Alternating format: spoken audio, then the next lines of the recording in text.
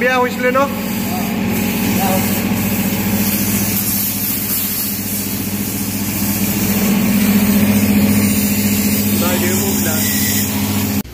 bike गोदानबो मोनो बेहाय नै बेहाय 200 RS दं NS दङ बेनिफ्राय 180 150 मोनजोबो लोगोफोर नै लाबाय आङो जरासे लाखाबाय आरोना माने लंपेन्टखौ hello everyone welcome back to my YouTube channel नोंथांमोनखौ आंनि यूट्यूब चैनलाव बयखौबो खनसे बरायग्रोनाय जाबाय थ' बिदिब्ला नोंथांमोना भिडिअखौ नायलांबाय थादो बाइकआ गोबाव जाथारबायमोन सार्भिस खालामनांसिगोन आरोना मबाइल डाउन खालामसै बेनिफ्राय हेन्डेलाबो एसे क'क्र' खाग्रा गाबबायमोन माजबादावबो बाजाज डिलार खुलिबाय नायनो हागोन नोंथांमोना महामुनि खाथियाव आरोना महामुनि मन्दिरा ससे थांबानो मोनो नैबेहायनो बेनिफ्राय दायो बानायसै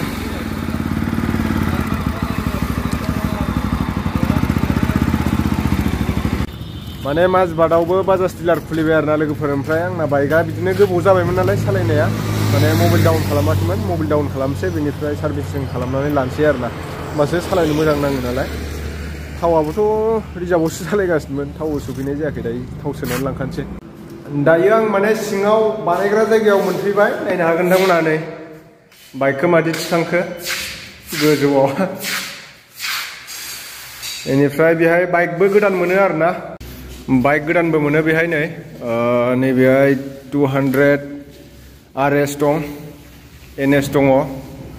बेनिफ्राय 180 150 मोनजोबो डमिनार मोनफैथ'वाखै डमिनारखौबो अर्डार होबा मोननो हागौ आरोना এতিয়া NS ৰ দাম কিমান চলি আছে NS 200 1,78,000 ন ইনষ্টলমেণ্টটো পাব ইয়াতে ইনষ্টলমেণ্ট কিমান দিব লাগিব কিবাটো ডাউন পেমেণ্টটো 40% আচ্ছা 40% আৰু ডমিনাৰ সমিনাৰ ল'ব গ'লে सेम 40% ন অকল মাছবাৰৰ কাৰণে না পুৰা উদালগুৰি ডিষ্ট্ৰিক্টতে দিব যেনবা ৰোটা সোটা ৰোটাটো কব নাৰো কিন্তু মাছবাৰ যোনটো ভাইৰাছ দিলে মাছবাৰ 40% আচ্ছা এনেকুৱা দি আছে ন এতিয়া ঠিকই চলি আছে এনে কিমান দিন হ'ল এটো খোলাটো এটো আপোনাৰ ফেব্ৰুৱাৰী মাহত ওপেনিং হৈছে ফেব্ৰুৱাৰী মাহত 2022 ত এতিয়া বেলেগ গাড়ী বাজাজৰ বেলেগ গাড়ী অৰ্ডাৰ কৰিলেও পাব যিকোনো গাড়ী थ' नोंथांमोनाथ' मिथिखाजोब्बायानो ओमफ्राय आं प्राइसफोरखौ फुरा सोंनानै लाजोबसै आरोना माने बेसेबां लायो आं नोंथांमोननो एसे फोरमायना होनोसै माने नै जोंहा सासे लोगोआ थायो आरोना बेहाय नैथिंनिफ्राय खिथादो बे 150 ना 180 मोन बिलाय 150 ना 150 आ बेसेबां गोलैयो दायो टुल डिसआ जाबाय जोंना 1,44,000 डायरेक्ट केस लायोबा आरोना 1,44,000 समलाय सम एसे अफारबो होयो ना जेब्ला अफार गोलैयो जों जे अफारनिफ्राय एडभार्टाइजआव होनानै थायो आरो मासा बांद्राय निउसफोरावहाय आरो ओमफ्राय नैथिं दंबावो नै बे 150 एसे अल्ड मडेल बायदियानो खिन्थु कालारफोरा सोलायबाय आरोना सिदा आगोलनि बायदियानो आरोना दानि 150 आथ' सिदा नै बिदि 180 नि बायदि जाजोबो नालाय दा नै बियो मा दाम जोंना इयो 1,40,000 गोलैयो मानो होनबा जोंना सिदाबो स्पेसिफिक नालाय बे माने एसे खम जायो बिनि एसे खम जायो आरो सिदा एसे माने अल्ड मडेल बायदि नालाय सिदा बेनिखायनो आरोना बे जोंना सिटी 125 बेबो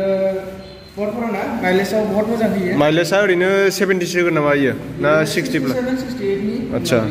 70 नि खाथियाव आरोना जोंना 70 हमो सालायनायनि खोथा सोरबा माने गाज्रि लामायाव सलायबाथ' बारा माइलेज होखाया नालाय प्लास हमबाय थानो गोनां जायोना 95 रायलायनायनि खोथा खम बारायाथ' जाखायोना प्लाटिना सबसे माइलेज होयो आरोना बियो 70 प्लास होयो लोगोफोर प्लाटिनाया बेनि दामा बेसेबां दायो बिनि दामा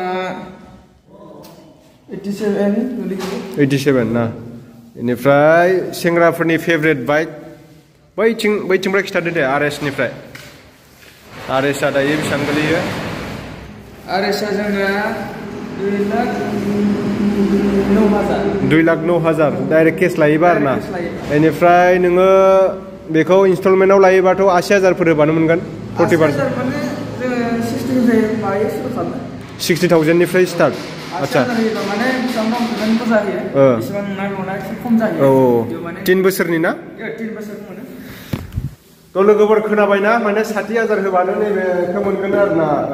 RS खौ इनस्टलमेन्टआव बिनिफ्राय 3 बोसोर नोङो होनांगोन ओरैनो मासाव बेसेबांसो फैगोन जुदि नोङा 60,000 ल' होयोबा 60,000 होयोबा नोङा 4,500 सो गोलैगोन आरोना जुदि 80,000 होयोबा नोङा 3,000 गोलैगोन तो नोंथांमोना मिथिखाबायानो बेनिफ्राय माखासेखौ खिथादलाय नैबेखौ 200 NS खौ 200 NS बियो BS6 मडेल BS6 200 NS आ दा बेसेबां गोलैयो NS आ 200 ये जोंना 175 डाइरेक्ट लायोबा आरोना इनस्टलमेन्टआव लाब्लाथ' बेखौ एसे एखेयानो आरोना 40% आवनो होनांगोन ना बेबो बेसेबां दाम बारा जायो एसेबांनो माने दाम पेमेन्टखौ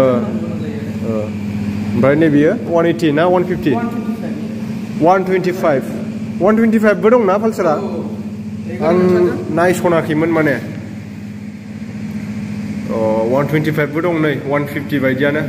बेलाय बेसेबांसो थाङो बियो 112 बिराद मोजां जागोन बेबोथ' माइलेजआव 150 बायदियानो 50 सो होगोन नामा माइलेजआव 50 प्लास ना मोजाङानो लोगोफोर 50 प्लास होयो जाहैदों आरोना माइलेजआव इयो 1 लिटार थावा माने 50 किल'मिटारनि बारा होयो आरोना 100नि थावा 50 किल'मिटार नोङो सानथाम सालायनो हागोन गामि एरियायावबा बेनिफ्राय नैबेबो एखे नामा 125 150आथ' एखेयानो मिथिखाबाय जोङो बेनिफ्राय नैबेथ' 125 एखे गोजा आरो गोसोम कालार ना मा सिलभार बेनिफ्राय नैबे करिश्मा बायदि माथो बियो आच्छा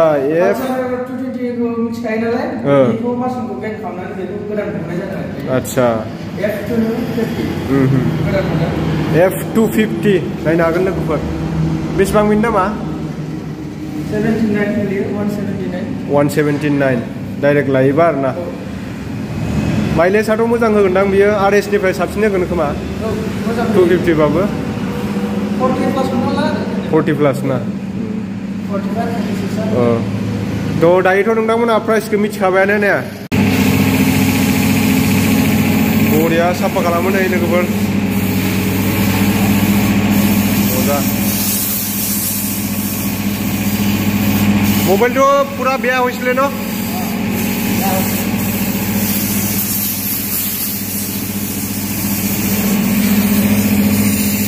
नायदो मबाइला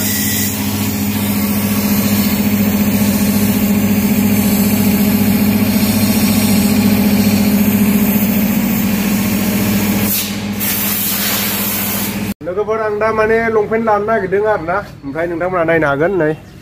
नैबे लानो नागिरदों आङो लंपेन्ट सिङाव हाबबाय नोंलाय मा लागोन गस्ला नै ভাল না খবৰ ভাল দে চাওঁ আৰু কিবা কিবি পেণ্ট চেণ্ট চাৰ্ট কি আছে চব আছে মোক এতিয়া কাৰ্গো লাগে কাৰ্গো ক'ত ইয়াতে এইবিলাক কাৰ্গো এইবিলাক लोगोफोर नै लाबाय आङो जरासे लाखाबाय आरोना माने लंपेन्टखौ नोंथांमोना नायनो हागोन बेनिफ्राय सक जरासे लाबाय ओमफ्राय बारा लाथ'वाखै आरोना उनाव लागोन आङो इदसाय नै जेकेटफोर नांगौबा लांफैनो हागोन विन्टारनि जेकेटफोर दङ नै बेनिफ्राय बिथिं नै हाइनेक नैबे हाइनेकखौ बिराद गानो सोरबा सोरबा सिख्लाफ्राबो गानो सेंग्राफ्राबो गानो आरोना बिदिखौ नांगौबा लांफैनो हागोन किमानिथु डिसकाउन्टआव हरगोन आरोना मिथिबाय लोगोफोर जुथाफोरबो दङ नै जुथाफ्रा कलेज खाथियावनो नै इथिं लंपेन्ट दं जुथा दं लाबाय आं दायो लोगोफोर नै मनासे आयौ मा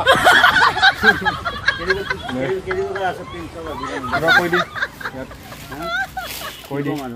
আহিব মোৰ লগৰীয়া কেইটা আহিলে অফাৰো দিব না নাই দিম কিমান পাৰ্চেন্ট ডিসকাউন্ট দিব পাৰ্টি কি 20% ডিসকাউন্ট দি দিম আহিব ভাল ভাল কাপোৰ পাবা এটোৱে আৰু আহিলে হল আৰু পাছত গম পাবা ন क्या बोला तूने